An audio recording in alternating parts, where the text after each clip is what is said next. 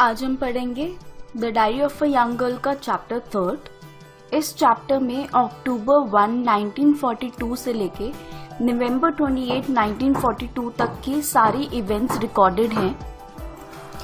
एने अक्टूबर 1 की एंट्री करती है जिसमें वो हमें बताती है कि वो हमेशा टेरिफाइड रहती है, डर में रहती है।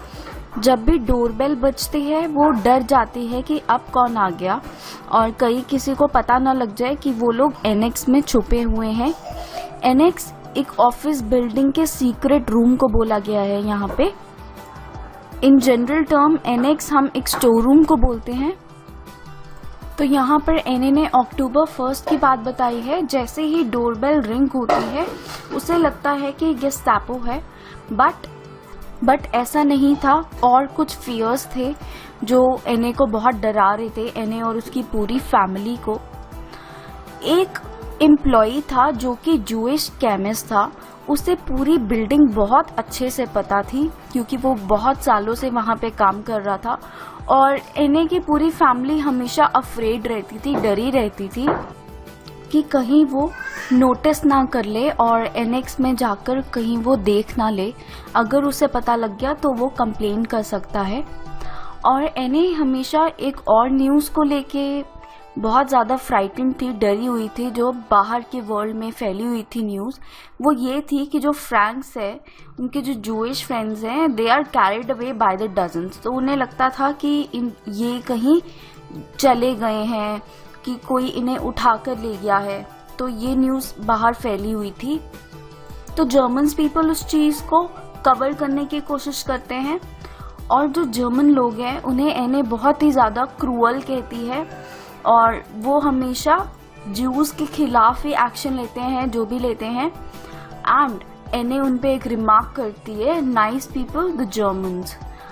हफ एने, हफ का मतलब होता है इरिटेशन से बोलना, अनोइंग से बोलना। तो एने ये बहुत इरिटेट होकर उन्हें नाइस पीपल बोलती है, उन पे एक कमेंट करती है, to think that I was once one of them. तो ये भी वो बस जर्मन्स पे कमेंट करती है।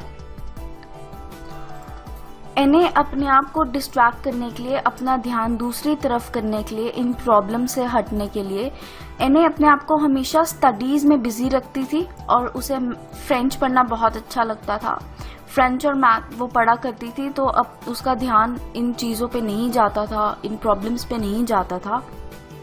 और दूसरा काम वो क्या करती थी अपने आप को बिजी रखने के लिए, जब दोनों फैमिलीज में क्वेरल्स होती थी, जो लड़ाई होती थी, उसे वो रिकॉर्ड करती थी, लिखा करती थी अपनी डायरी में, जैसे कि हम उसकी डायरी पढ़ रहे हैं। उसके बाद हमें बताया जाता है कि एने मिसेस वैन डैन के साथ काफ़ी ज़्यादा अनॉयड रहती थी, उन्हें बिल्कुल अच्छी नहीं लगती थी क्योंकि मिसेस वैन डैन जो थी वो एने के फादर के साथ फ्लर्ट करती थी, ऐसा एने को लगता था। और उसकी जो अनहैप्पी रिलेशनशिप थी मदर के साथ, उसके लिए भी वो बहुत ज़्यादा परेशान रहती थी। इस तरीके से एने और उसकी सिस्टर के रिलेशन थोड़े से अच्छे होते गए, बट दैट वाज टेम्पररी, वो थोड़े टाइम के लिए था।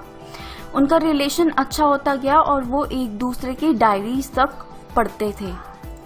आप देख रहे हैं पूजा भाटिया क्लासेस का यूट्यूब चैनल।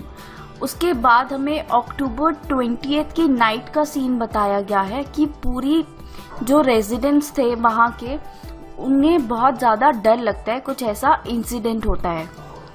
तो अक्टूबर 20 की बात है, एक कारपेंटर आता है फायर एक्सटिंग्विशर्स को फिल करने के लिए। जो बिल्डिंग में जितने भी फायर एक्सटिंग्विशर्स हैं उसे फिल करने के लिए आता है और वो हथौड़ी मार रहा होता है एक लैंड पर, वो अपना काम कर रहा होता है।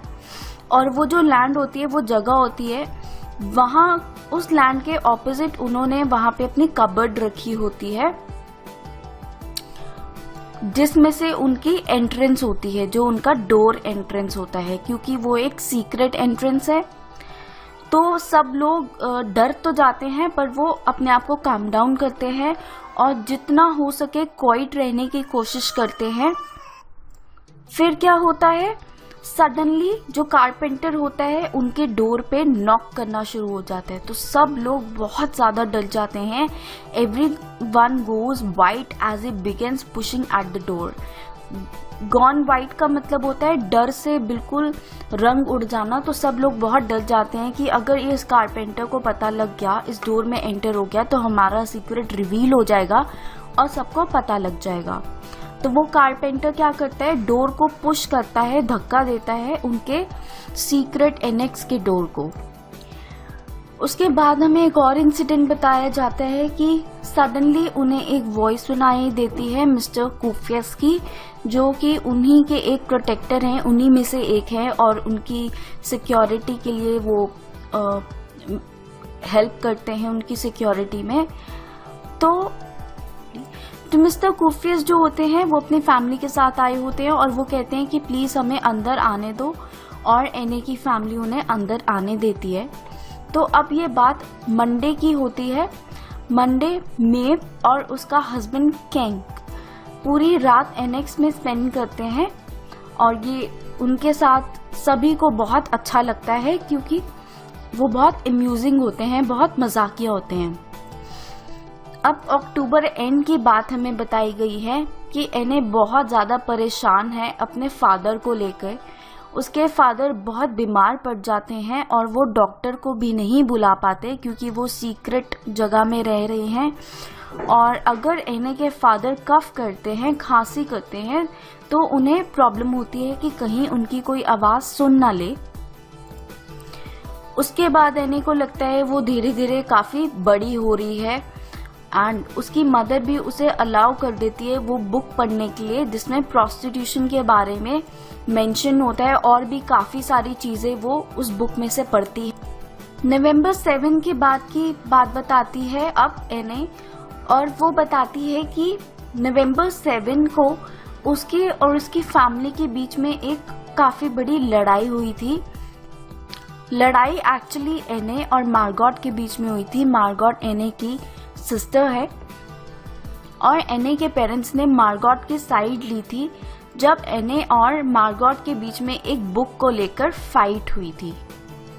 और एने को इस बात का बहुत ज्यादा बुरा लगता है और वो रोते रोते ये बात अपनी डायरी में मेंशन करती है कि वो इस पेन को फील कर पा रही है कि उसके फादर उसके लिए जजमेंटल हो रहे हैं, वो उसकी साइड नहीं ले रहे क्योंकि वो अपने फादर का ही लव एक्सपेक्ट करती है, वो अपने मदर से इतना लव एक्सपेक्ट भी नहीं कर रही।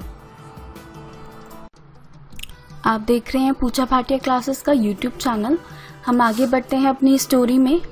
नेक्स्ट हमें स्टोरी में ये पता लगता है कि एने के जो फादर होते हैं उनकी तबीयत थोड़ी सी बेटर हो जाती है, वो बेटर फील करते हैं। जैसे कि पहले उनकी तबीयत काफी खराब थी तो पूरी फैमिली बहुत परेशान थी। अब क्योंकि उनकी तबीयत थोड़ी सी बेटर है पहले से, तो फैमिली में एक फेस्टिविटी का माहौल है। जैसे फेस्टिवल में लोग खुश होते हैं, बिल्कुल वैसा ही माहौल है, थोड़ी सी खुशी है। एंड मोर ओवर पीटर का 16th बर्थडे है तो इसलिए भी सब लोग काफी खुश हैं, सब फैमिली मेंबर्स बहुत खुश हैं। उसके अलावा एक और खुशी है फैमिली में, स्पेशली एने बहुत ज्यादा एक्साइटेड है। वो इसलिए क्योंकि बोथ फैमिलीज ने, डैन की फैमिली और एने की फैमिली ने डिसाइड किया है कि वो एक और पर्सन को एक्सेप्ट करेंगे फैमिली में, जो कि 8th पर्सन होगा, या अभी 7 लोग हैं। फिर सब फैमिली मेंबर्स साथ में बैठते हैं ये डिसाइड करने के लिए कि 8th पर्सन कौन होगा जिसको वो एक्सेप्ट करेंगे अपनी फैमिली में, कौन उनकी फैमिली में अच्छे से फिट हो पाएगा।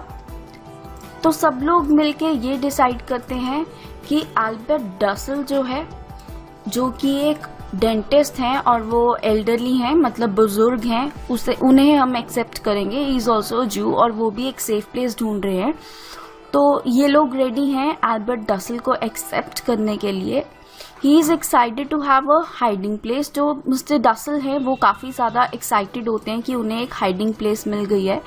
बट वो कहते हैं कि आप प्लीज़ थोड़ा टाइम वेट कीजिए, कुछ कपल ऑफ डेज, कुछ दिनों तक वेट कीजिए, जब तक वो अपने जहाँ पे काम कर रहे हैं अपने अकाउंट सेटल कर लेते हैं, वहाँ पे जितने उन्होंने काम निपटाने हैं निपटा लेंगे, और कुछ पेशेंट्स को उन्होंने ट्रीट करना है तो उनकी ट्रीटमेंट कंप्लीट करके फिर वो आएंगे इनकी प्लेस पर रहने के लिए।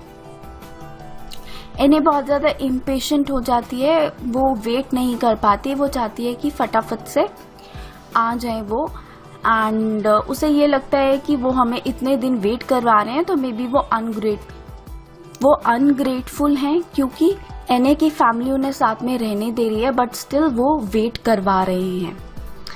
फाइनली डसल आ जाता है सीक्रेट प्लेस में, एनेक्स में, और वो बहुत ज़्यादा सरप्राइज होता है फ्रांक्स को वहाँ पर देख के, क्योंकि उसे ऐसा लगता है कि फ्रांक्स स्विट्जरलैंड में है, जैसे कि अफवाहें फैली थी फ्रांक फैमिली के बारे में कि पूरी की पूरी फैमिली स्विट्जरलैंड जा चुकी है। तो वो जब वहाँ पहुँचता है तो फ्रांक्स को देख के बहुत ज़्यादा सरप्राइज होता है कि फ्रांक्स की पूरी फैमिली यहाँ कैसे है। तो सब लोग हंसते हैं इस बात पर, एंड फिर उसे बताते हैं कि वो किस तरीके से सीक्रेट एनेक्स पहुंचे, वो पूरी बात उन्हें बताते हैं इन डिटेल। उसके बाद वो पूरी अपना दिखाते हैं जहां वो रहते हैं, किस तरीके से वो लोग वहां रहते हैं। फिर आपस में वो बातें करते हैं कि किस तरीके से वैन डैन ने एक लिस्ट बनाई है रूल्स की, जो कि बहुत ही ज़्यादा फनी है, एंड जो सीक्रेट एनेक्स में इन लोगों को फॉलो करनी है। एंड वो बताता है कि किस तरीके से हम इस एनेक्स में रहते हैं, सीक्रेट जगह पर रहते हैं। तो उसके बाद डसल के रहने का इंतज़ाम किया जाता है। ये डिसाइड होता है कि डसल एने के साथ रूम शेयर करेगा, एंड मार्गॉट क्योंकि पहले एने के साथ बेड शेयर कर रही थी तो मार्गॉट जाएगी कैंप बेड पर। तो डसल और एने साथ में बेड शेयर करेंगे क्योंकि जगह की बहुत कमी है। एंड एने कहती है कि Dussel is a very nice man, वो काफ़ी बुजुर्ग हैं and he is a doctor, तो वो काफ़ी सेंसिबल भी हैं। Moreover as a person वो काफ़ी अच्छे हैं। उसके बाद डसल बाहर की न्यूज़ बताता है कि बाहर के वर्ल्ड में क्या हो रहा है। वो बाहर की एक बहुत ही ट्रैजिक न्यूज़ बताता है। ट्रैजिक मतलब कोई बुरी खबर, कोई दुख खबरी। वो ये बताता है कि काफ़ी सारे उनके फ्रेंड्स जो हैं उनको जर्मन्स उठा के ले गए हैं। एंड एवरी इवनिंग का ये सीन है, हर शाम का ये सीन है कि विच हंट होता है। जिस तरीके से कोई विच का मतलब होता है कोई डायन जैसे सर्च करती है अपने शिकार के लिए, बिल्कुल वैसे ही जो जर्मन्स हैं वो ज्यूस को सर्च करते हैं और पकड़ पकड़ के उनको ले जाते हैं। तो ये बात सुन के एने को बहुत बुरा लगता है और ऐसे फील होता है कि एज इफ हम खुद तो सेफ हो गए लेकिन हमारे जो फ्रेंड्स हैं वो अभी भी मुसीबत में हैं। तो एने को लगता है कि ये जो हम सेफ जगह पे हैं, दिस इज विकेट स्लीपिंग। हम एक सेफ जगह पे सेफ बेड पर है, लेकिन जो हमारे डियरेस्ट फ्रेंड्स हैं उन्हें पकड़ा जा रहा है, वो काफ़ी नुकसान में है क्योंकि वो ज्यूज हैं। ज्यूज होना ही वहाँ पे उनके लिए प्रॉब्लम बन गया है क्योंकि जर्मन्स जो हैं वो ज्यूज को टारगेट कर रहे हैं। तो जैसे ही डसल ने ये न्यूज़ बताई कि किस तरीके ज्यूज को पकड़ा जा रहा है, हर शाम को जर्मन्स उन्हें पकड़ने के लिए निकलते हैं और फिर कैंप्स में डाल देते हैं, उनके साथ अच्छा सलूक नहीं करते। तो ये बात सुन के ग्लूम सेटल हो जाता है पूरे एनेक्स पर। ग्लूम का मतलब होता है दुख। तो सभी लोग एनेक्स में जितने लोग रहते हैं सब बहुत दुखी हो जाते हैं ये बात सुन के। एने को भी बहुत बुरा लगता है, बट फिर वो डिसाइड करती है कि मैं पूरा टाइम अपसेट नहीं रह सकती, मुझे इससे ऊपर बढ़ना ही होगा, मुझे मूव ऑन करना ही होगा।